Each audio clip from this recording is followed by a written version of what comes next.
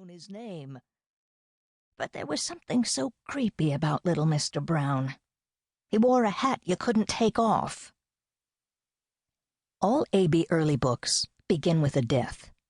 This one starts here, with Miss Time's plastic head on the table in the kitchen, on the nightstand, in the guest room of the old Victorian house on the cliff over Twin Lakes State Beach in Santa Cruz, California. The house was called Wits End.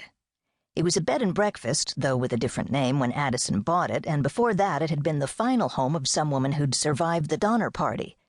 Rima heard her father say that once to her mother. She was 5 at the time, and for months she'd anguished over this deadly party the Donners had given. Was it the punch?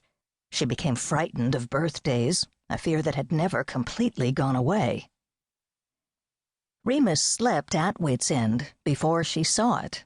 She'd arrived late, even later if you were on Ohio time, and Addison had taken one look and brought her straight up to the guest room.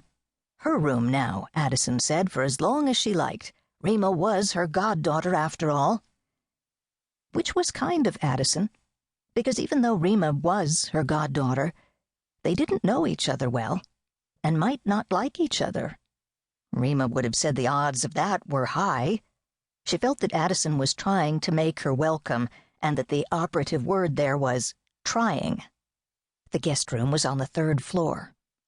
It was a beautiful room, with ivory walls, dove-colored wainscoting, dark, sloping ceilings, a fireplace, a private bath, quilts that smelled like cedar, and candles that smelled like apples. In the bed and breakfast days, people paid $250 a night to sleep in this room. There was no corpse on the nightstand then. 2.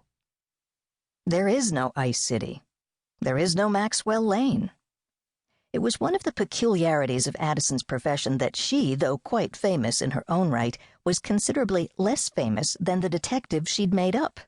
She'd never been in a movie, for one thing, and he'd been in 8 plus 3 television series, none of which lasted more than a season, but still, there'd been 3 of them, and a television season was a lot longer back in those days. It lasted most of the year.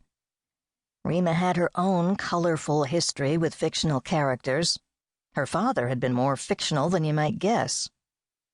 A character in Addison's 7th book was named after him, Edward Charles Wilson Lansill, though the name he went by was Bim. Even on Rima's birth certificate he was listed as Bim Lansill.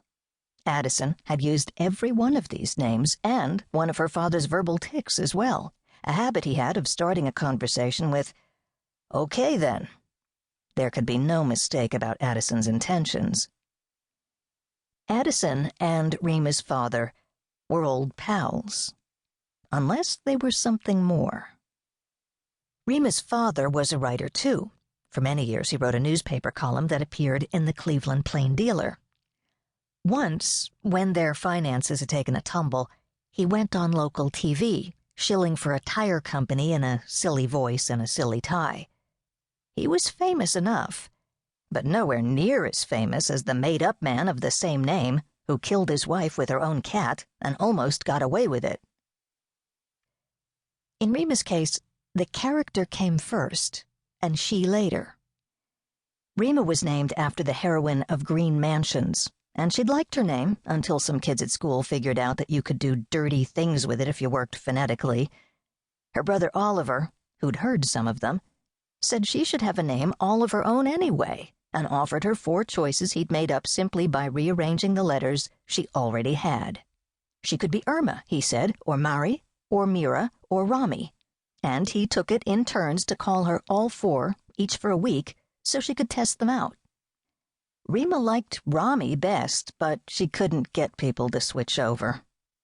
Oliver liked Irma.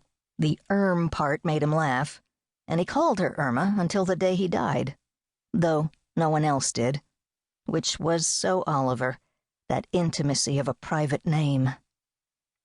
Of all the people who died, Oliver was the one she'd missed the most.